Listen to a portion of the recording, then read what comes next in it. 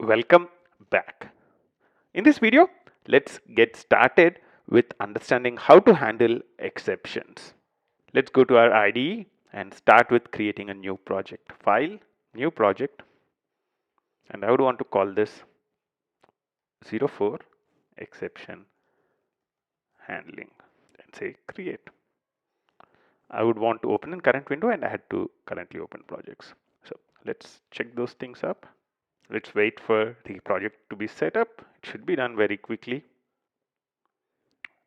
Okay, there we go. Okay, so we have the project ready, and now I can create my new Python file. Control N and Python file. I would call this exception handling basics. Cool. Now we know that 1 by 0 throws, what does it do? If I run this, just type in 1 by 0 and run this, what would happen? Yep, this would throw a 0 division error. And if I click this, it would take me to the line which thrown the error. So let's say I have a variable I which has a value of 0 and j is I by, let's say 10 by I. Let's say this was some input I'm getting from a user. So 0 is not really, think as if it's not hard coded. This is actually an input you are getting from user. What would happen when I is 0? This line would throw an exception because j is 10 by 0. So this would throw an exception. Let's try a simple line of code after this. Let's try to say print j. What do you think will happen? What will be the output of this program?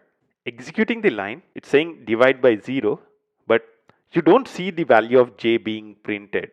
The thing about an exception is once an exception happens, the execution terminates right then and there unless you handle the exception. In this piece of code, we are not really handling the exception at all. That's why what happens is when an exception occurs in line 2, it throws the exception out and skips the other lines in the program. So even if I had 100 lines of code right here, none of those would get executed. You would see that end will not be printed at all. So when an exception happens, what happens is all the subsequent lines of code are skipped. And that's really the problem. And that's why you would want to handle exceptions. These two lines of code have a probability of handling exception. So I would want to make sure that if an exception happens here, I would give a default value to j. How can I do that? That's where the try block comes in. I can type in try colon. You would see that there's a problem in here because now you need to indent this. So I'll indent this code. And now I would be able to handle the exception. How do I handle the exception? The way you can handle the exception is by typing in something called except. So except, so the syntax is very simple, try colon, except colon. What we are saying is this piece of code might throw an exception, and if it does throw an exception, initialize j to 0. So do this code with j as 0. Let's see what would happen. What is the value of j being printed? It's being printed as 0. And you would see that end also is printed. So what we are doing in here is handling the exception. We are saying, okay, there's a chance that this code throws an exception. So if it throws an exception, then I would want to assign a default value to j. In this quick video, we looked at the basics of exception handling.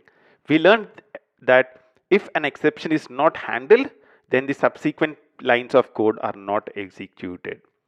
What we did was we used a try block to write our code which might throw an exception, and we created an except block to say what should happen if an exception is thrown. At the end, we saw that we were able to handle the exception and continue with the code as expected. We will dig deeper into this example in the next video. Until then, bye bye.